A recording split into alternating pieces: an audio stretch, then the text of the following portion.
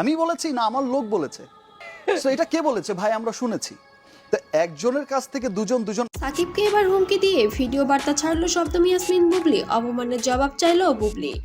একটি সংবাদ মাধ্যমে কিছুক্ষণ আগে একটি খবর প্রকাশিত হয়েছে, যেখানে অপু বিশ্বাসকে নিয়ে এবং বুবলি কিছু কথা বলেছেন, যেখানে বলেছেন সাকিব খান সবসময় বড় সন্তানকে নিয়ে দায়িত্ব পালন করে, আমার সন্তানকে নিয়ে সে কখনোই কোনো দায়িত্ব পালন করে না। এবং আরও বলেছেন যে সে তো দুইটি সন্তানের বাবা, তার কেন দুই রকম চোখ হবে? সে তো দুই সন্তানকে দুই রকম চোখে দেখছে। আমার সন্তান কি অন্যায় করেছে? সে তো তারই অংশ, তাহলে কেন আজ আমার এই দিন দেখতে হচ্ছে?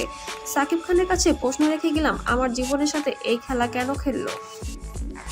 শাকিব খান নিঃসন্দেহে অনেক বড় একজন অভিনেতা, খুবই ভালো একজন অভিনেতা এবং অনেক বড় সুপারস্টার। কিন্তু আজকে আমি শুধু বলবো আমার সন্তানের বাবাকে বা আমাদের সন্তানদের বাবাকে, যে উনি সচেতন হলে ওনার যে দুটো ছেলে বা ওনার যে দুটো সন্তান, এই সন্তানদের মায়েদেরকে কেউ এভাবে অসম্মান করার সুযোগ পায় না।